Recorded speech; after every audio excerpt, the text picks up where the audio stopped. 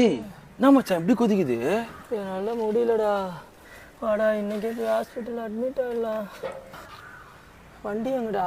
மச்சான் ஒன்றும் இல்லை, என் வண்டி எங்கள் அண்ணன் எடுத்துன்னு போயிட்டான். அந்த ஜோசப் பையன் ஆளோட வெளியே போய்க்கிறான் மச்சான். பாத்தி பாண்டி விட சர்வீஸில் மாட்டிச்சு நேரம் பார்த்து. இரா முரளியும் ஜெயிச்சு ஒயின் சாப்பிட சரக்கு போட்டுக்கிறானுங்க. ஒரு 10 நிமிஷம் வெயிட் பண்ணி வந்துடுவானுங்க. அதெல்லாம் ஒன்றும் வேணாம், நீ ஆட்டோ பிடி, நம்ம போகலாம்.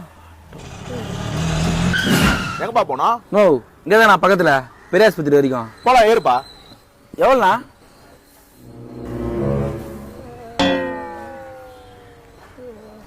150 ரூபா கொடுப்பா. 150 ரூபாயா? பேசினுக்கிறாங்களே. நோ எத்தனை போய் விட்டா மட்டும் போதும், வரும்போது நாங்கள் வந்துப்போம்.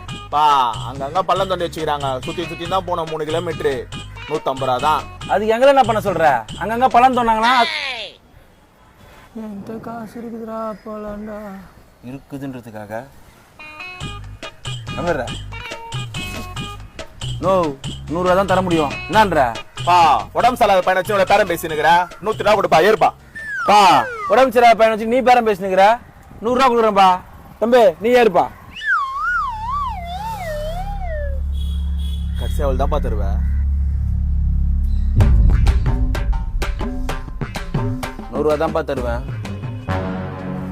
100 ரூபாய்க்கு பெரிய ஆஸ்பத்திரி போவாது, பைத்தியக்கார ஹாஸ்பிட்டல் வேணா போவோம். உன்னை திரும்பி அங்க விட்டுருவா.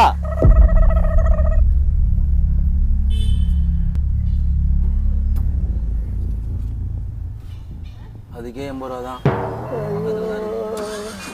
தம்பி நீ போயிடுவ. மச்சான் ஊர்ல எவ்வளோ ஆட்டோ இருக்குது, உன்னை 100 ரூபாய்க்கு நான் கூட்டின்னு போறேன். ஆட்டோ வாடா. நல்ல முடியலடா, என்ன ஊரா, நான் பஸ்லையாவது போயிடுறேன். ஆட்டோ ஏய் வாடா. நோ இதோ இங்கே தானா பக்கத்தில் பெரிய ஆஸ்பத்திரி வரைக்கும் போகணுண்ணா. போலாம்பா. எவ்வளோண்ணா? 200 ரூபா கொடுப்பா. எது 200 ரூபாவா? நோ கூட்டிட்டு போய் விட்டா மட்டும் போதும், வரும்போது நாங்கள் வந்துடுவோம். எல்லாம் ஒன்லே போட்டு வச்சிருக்காங்க, அங்கங்க பண்ணலாம் வேற. 200 ரூபாவே கம்மியா கேட்டாங்க. மச்சான் மச்சான் இங்கே 100 ரூபாய்க்கு ஆட்டோ பிடிச்சின்னு வரேன். ஆட்டோ